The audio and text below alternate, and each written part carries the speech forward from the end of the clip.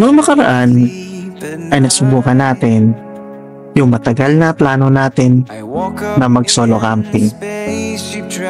Ngayong araw naman ay try natin ulit mag-camping dito sa taas na aming bahay. Uwi na tayo mga idol. Tapos ng buong araw trabaho, so ngayon uwi na tayo. Tayo naka-upload na sa vlog, so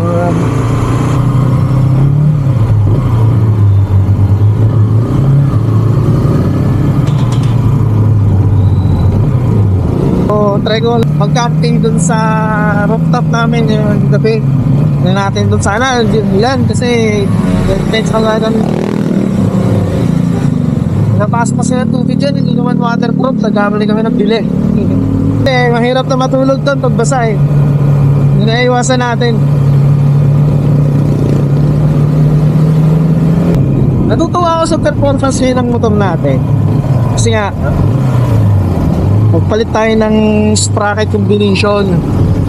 So talagang may hugot na siya, may anak na siya na malakas. Dahil pumunta tayo doon sa idol natin sa Enduro, si Listo Moto. Punta tayo ng shop niya para magpalit ng sprocket. Yung stock na sprocket kasi ng motor natin, hindi soy.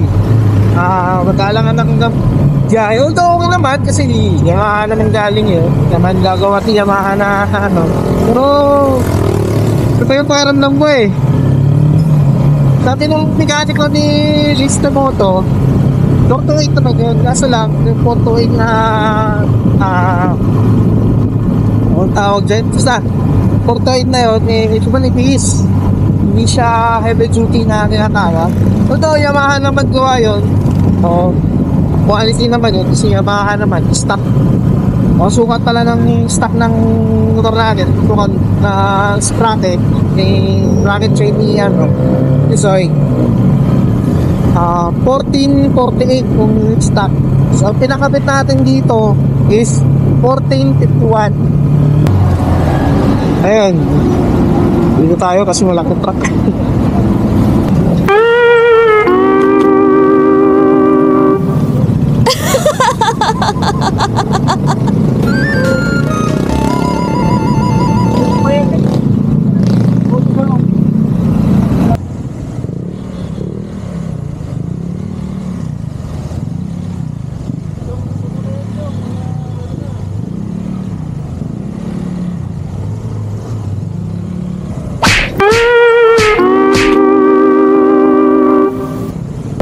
Wala tayong mga travel na ngayong upload.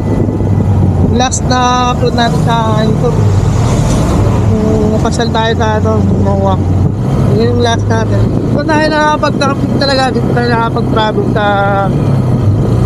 ibang lugar dito. Wala pa tayong available na flat mode dahil nga nagpiprepare tayo sa ride natin papuntang Bicol vlog. Ano lang yun, solo ride lang tayo doon. Para bunga lang natin. Yung pagpunta ng Bicol, hindi na first time sa akin. First time sa akin yun, nung babiyahe tayo sa solo lang.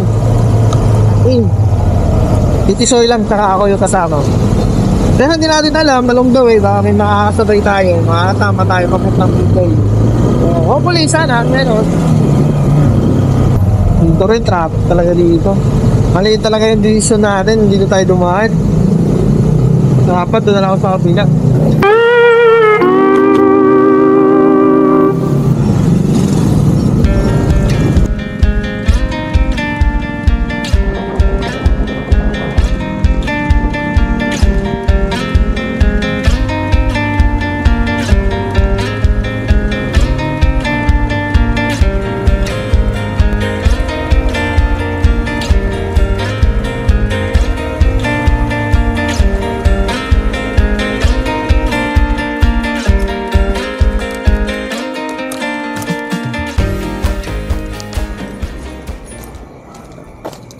dito na tayo sa bahay.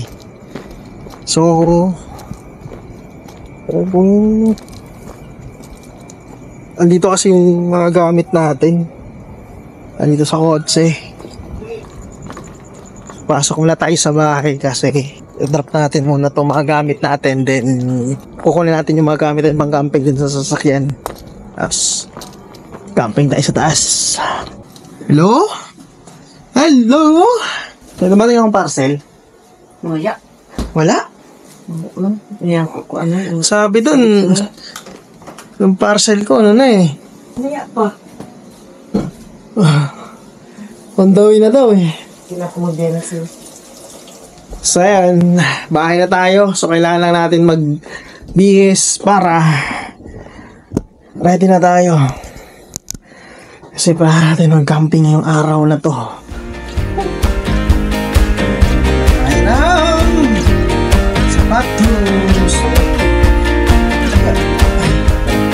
Basta yung sapatos natin mga idol. Pakanina lang dyan. Magpapalit lang tayo ng damit. Then let's go tayo na dun sa taas. Hindi pa wala. Kukunin ko pa pala yung mga ano natin.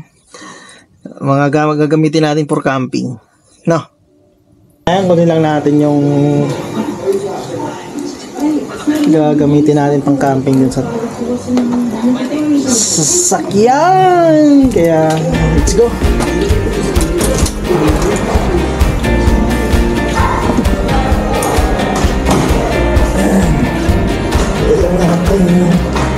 So maya na ako aakit ng taas kasi dito na muna siguro kakain. So gagawin lang natin din sa taas. Kunting kape-kape na lang siguro, ganun.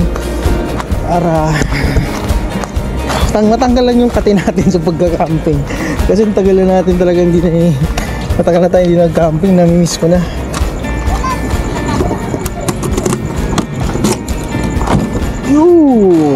Gagamitin natin dito ay ang upuan.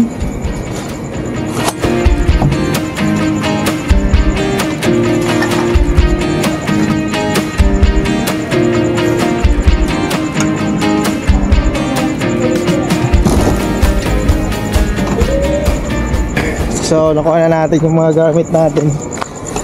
I-ready lang natin to sa taas. Nandito tayo sa taas.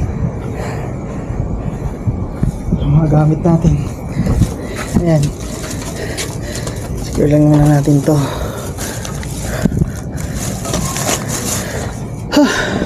Sana talaga hindi uulan para goods yung ating ating pagka-camping dito. Dito ako sa rooftop.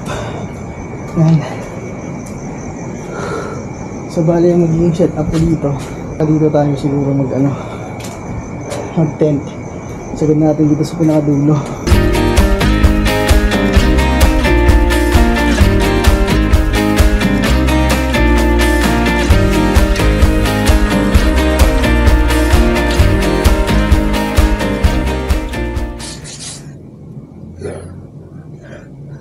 Pag-set up tayo ng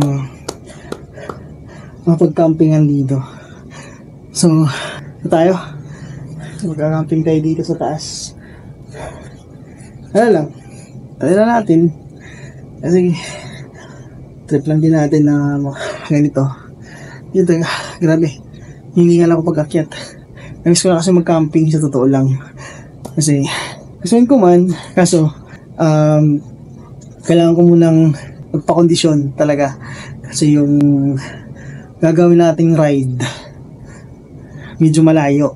Pabiyahe kasi tayo ng Bicol. Kaya, kailangan natin magpalakas. Kaya naman tayo mag-camping ulit. Tapos na yung Bicol ride natin. Medyo malayo kasi yun eh. Kasi pupunta tayo dun sa pinakadulo ng Luzon. Dun tayo pupunta sa susunod na ride natin. So, hindi naman sa first time sa akin kasi nakapunta rin naman ako doon. Actually, tatlong beses na ako nakapunta doon. So, hindi na bago sa akin. I mean, hindi na ako first time na pumunta doon. Ang first time lang na mangyayari is first time ko bumiyahe nang ako lang mag-isa. First time ko siyang gagawin na solo ride tayo. Solo natin na tatakbuhin yun, yung Matnog. So, ang plano ko is babakbakin ko yung Matnog, and after kung dumating doon, syempre gagawa tayo ng vlog doon, papapicture tayo doon sa Arco, and then bakpak ulit ako, either pabalik ng sentro, Sorsogon, o kaya Legazpi. Hanap tayo ng magandang spot, yung magandang pagpahingahan nung araw na yon. Try natin kung abot tayo sa oras, kasi ang gamit ko ng motor 125 125cc, so hindi talaga siya ganun kabilisan, pero kaya naman. Kaya good luck na lang sa atin sa mangyayaring ride natin. Kaya ito tayo ngayon. Nag-set up natin, mag-ramping lang tayo dito. Ang naalala ko lang talaga, huwag sana umulan, kasi ang iniisip ko kasi yung tent natin, pinapasok kasi ito ng tubig, hindi talaga siya waterproof. Kaya sana wag talaga umulan. Okay naman yung langit, yung kalangitan, ayan, medyo maliwanag naman na siya.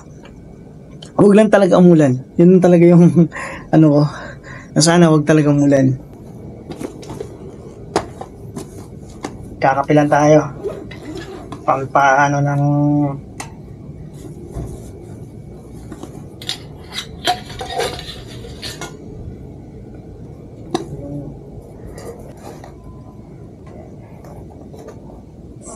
ano naman kailangan natin. Then balik na natin ito pa. So ayan mga idol, mag-prepare tayo ng kape. So ang great ang setup ko. Ito lang, simple lang. Ito lang yung setup natin. Yung tent naman na dala natin kahit pa paano yung tent natin ang bilis lang natin na setup. So ayan. So ano,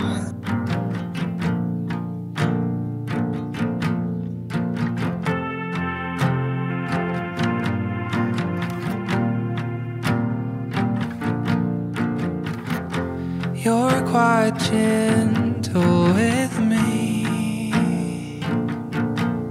when I've lost my peace, when I'm fighting sleep, and sometimes guessing you are fierce, but I'd not smooth the rough around your edges. My soul is safe and sound with you.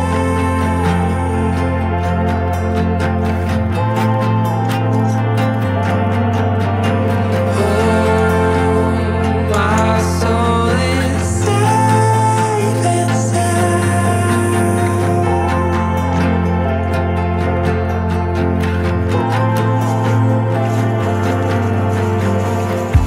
You're my shelter from rain, like an open door to a fireplace, and you'll share your heart with mine, and we'll laugh all night by the fireside.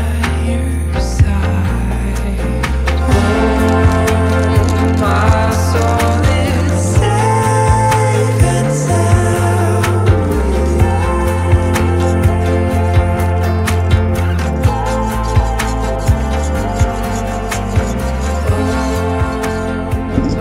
Magtimpla na tayo ng kape. Tamang kape na lang tayo muna.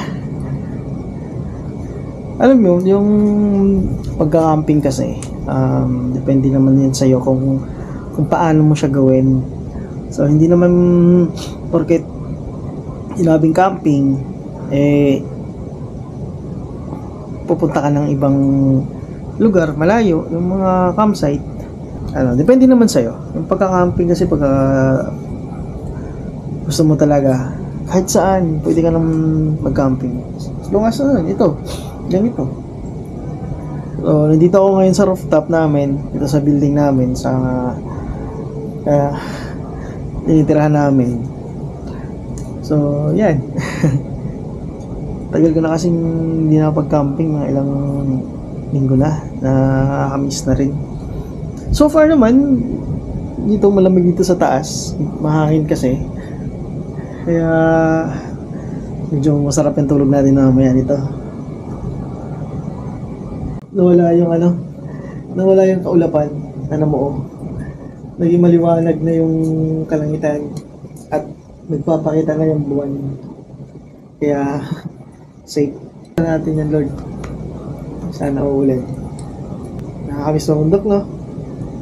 Totoo lang, nakakamiss ng bundok. Tipong yung naririnig mo yung tunog ng mga insekto. Nung nag-camping ako last time sa Digos Hills.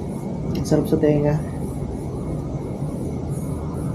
Naririnig mo yung ano ng hangin, mga dahon, di ba? Nakakamiss lang. Babalik din tayo ulit after lang biyahe natin sa Bicol, mga idol. Babiyahe tayo ng Bicol after na magka-camping tayo, maghahanap tayo ng magandang spot.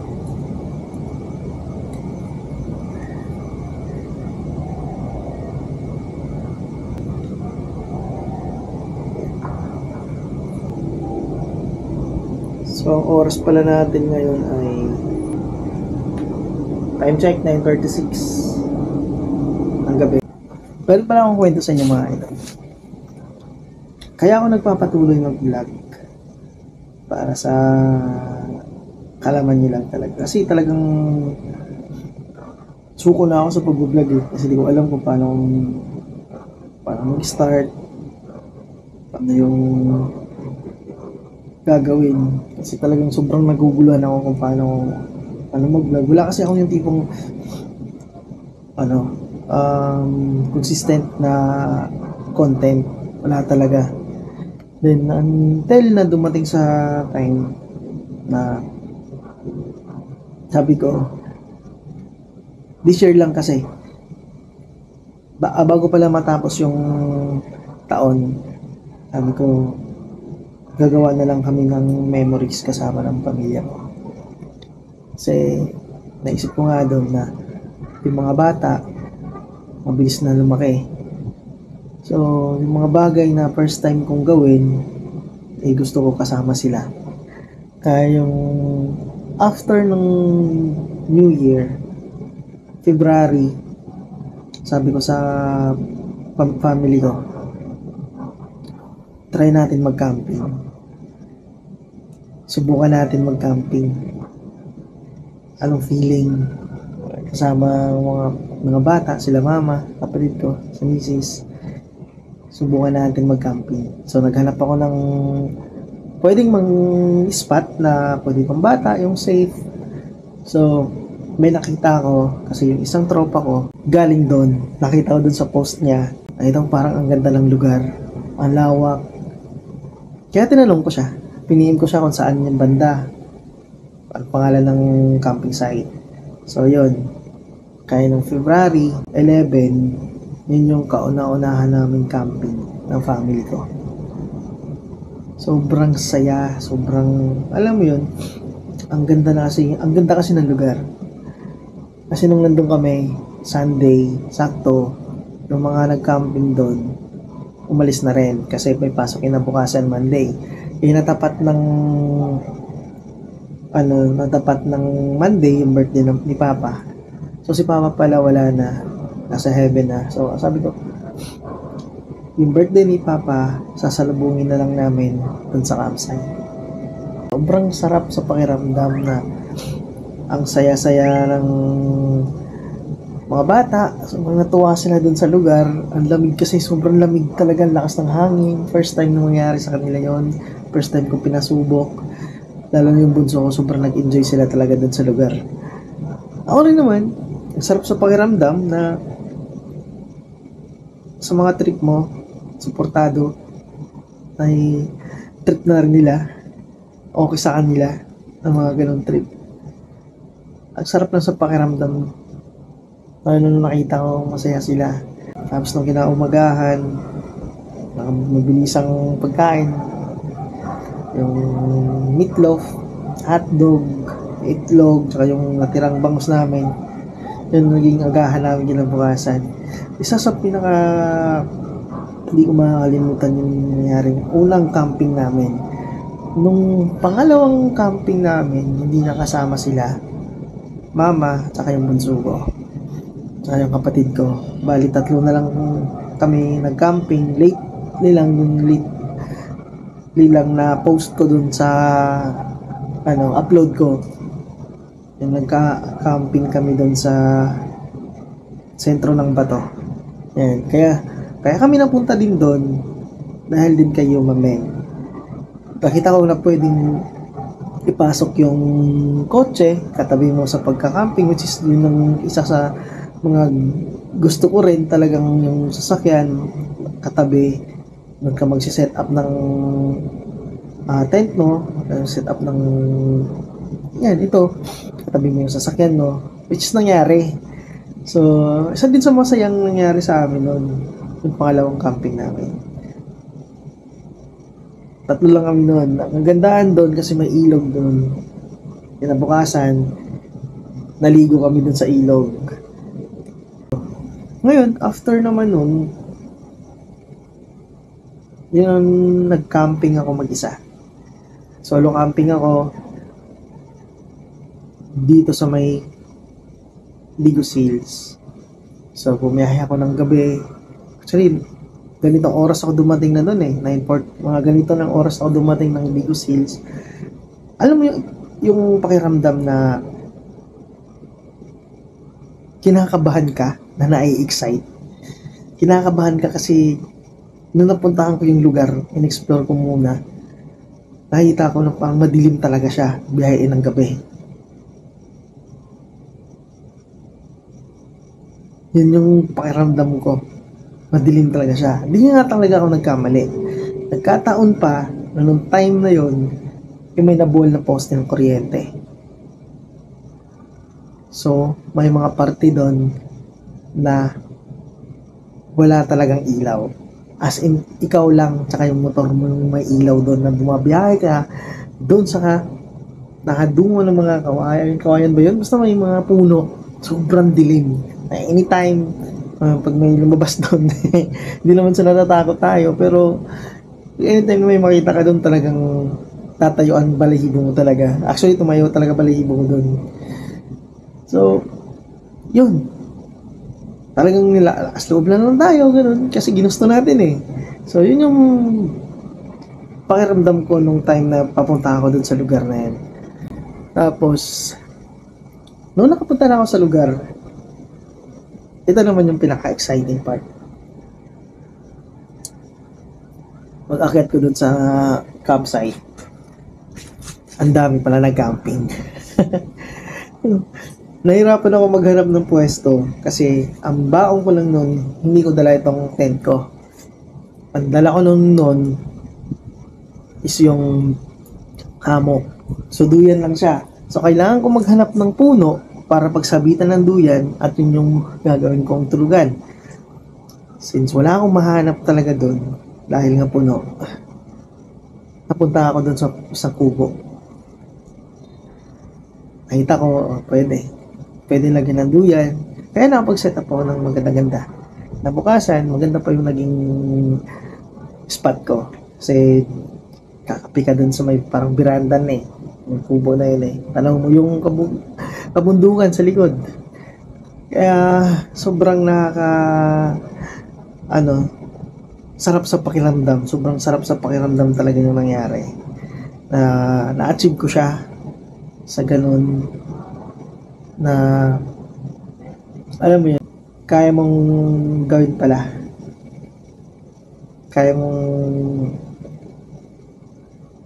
yung mga bagay na sa tingin mo na hindi mo kaya, pag na-achieve mo, masasabi mong kaya mo pala, nagagawa mo pala.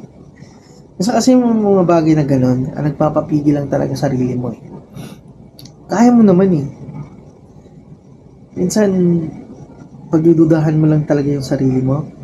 Ganun. Tipong, kaya ko ba yan? Kaya ko ba talaga? In short, ang magpapapigil lang sa mga bagay-bagay na gusto mong mangyari, sarili mo lang. Kaya push, gawin mo yung mga bagay na bago sa'yo. Sa tingin mong nagpapasaya sa'yo. Kasi yung na naman importante dun eh. Yung mga bagay-bagay na nagpapasaya sa'yo, yun yung pinaka-importante. Push mo. Gawin mo. Basta masaya ka, walang kahit sino man makakapigil sa inyan. Basta nag-e-enjoy ka. Kahit sino, basta nag-e-enjoy ka. Walang makakapigil sa'yo. Same thing din sa buhay. Kung panay reklamo ka sa mga nangyayari sa'yo, ang end up dyan, wala talagang mangyayari. Kundi reklamo ka. Reklamo lang. Pero kung maghahanap ka ng solusyon sa mga bagay-bagay na nangyayari sa'yo, nasasabi mo na buti na lang na hindi ganun yung thinking ko. Hindi ganun yung mindset ko.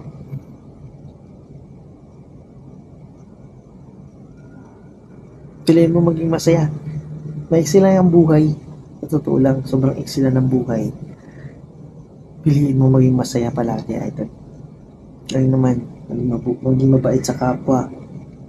Nagiging masaya.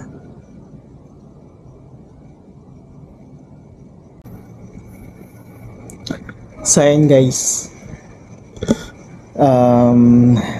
oras na natin, time check tayo.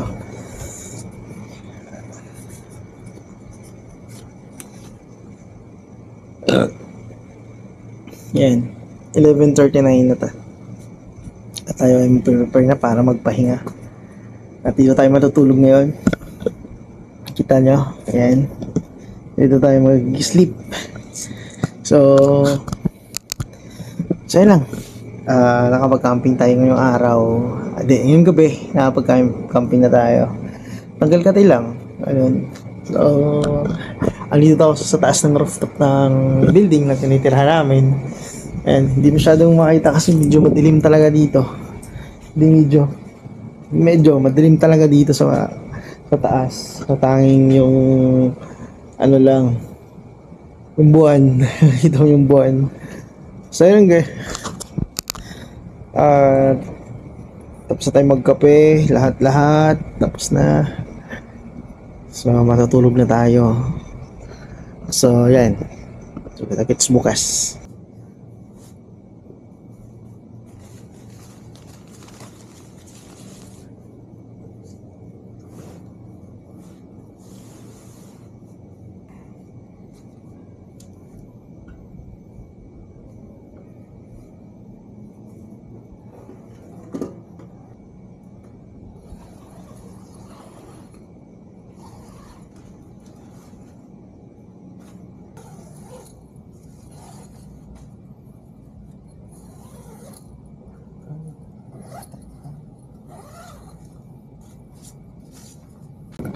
Tayo matutulog na.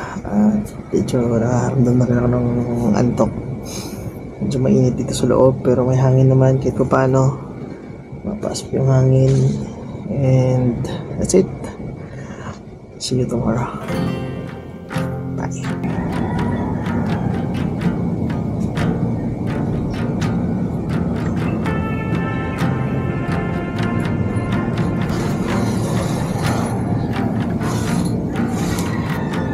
You're quite gentle with me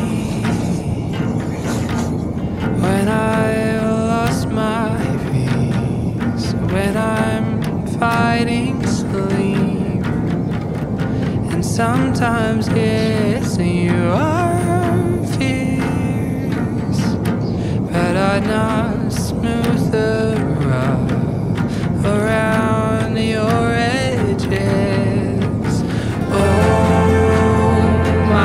Soul is safe and sound.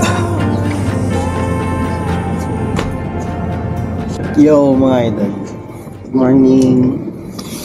Ay, sarap ng tulog ko. So dito tayo nakapwesto. So makikita nyo yan.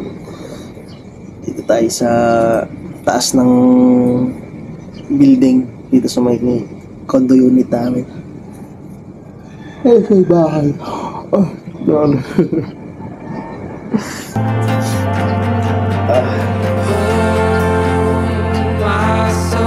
Kakapit tayo. Siguro na.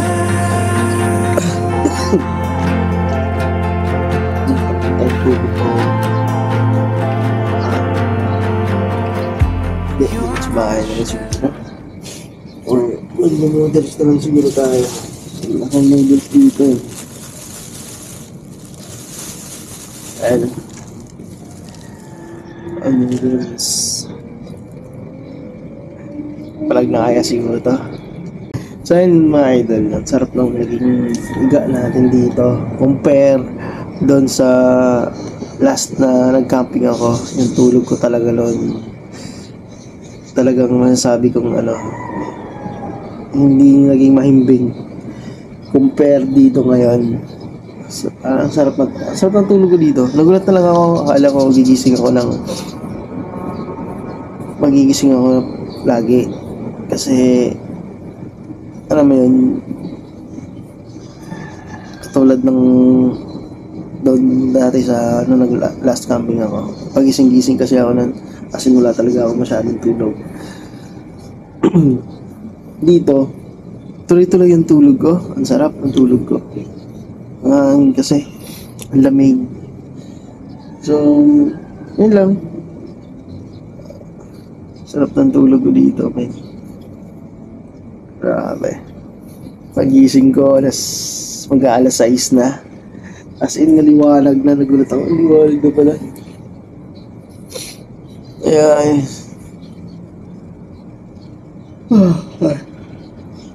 O siya. Good morning ulit. So, dito na natin tatapusin yung vlog natin. Ay. Sa mga nag-subscribe po sa channel natin, YouTube channel natin dito, maraming salamat sa inyo mga idol. Thank you so much sa inyong suporta talaga.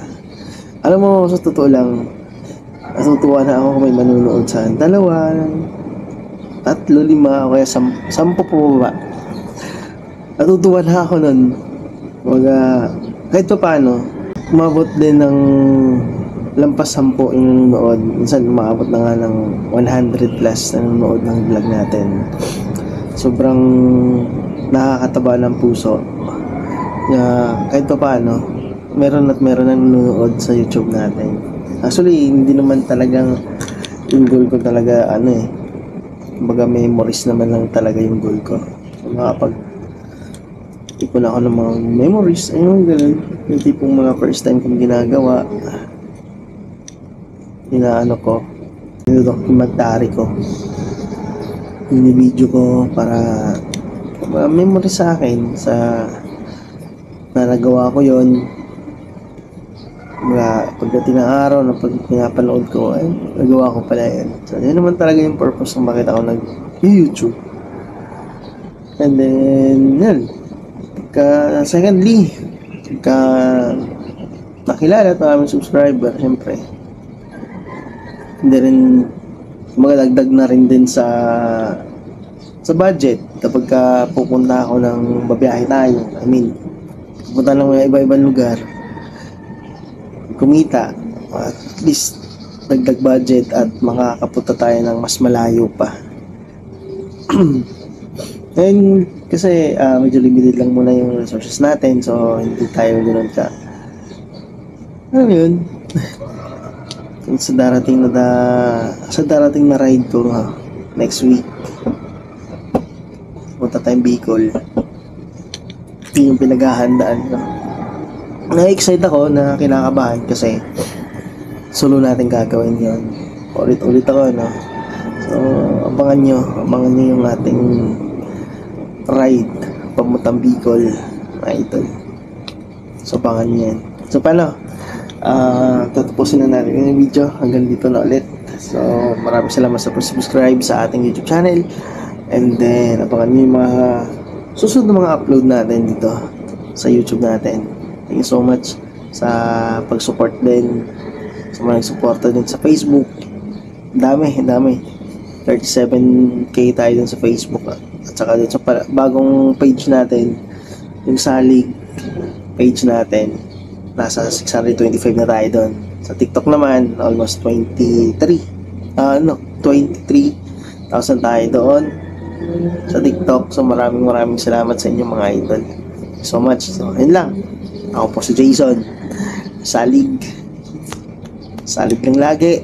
I mean, ibig sabihin ng salig, tiwala lang lagi. Salig lang lagi sa kanya. Tiwala lang lagi sa kanya. Lahat ng mga mangyayari, lahat ng blessing na darating sa'yo, galing sa kanya. Paano? Kita-kits ulit sa susunod na upload. Ciao!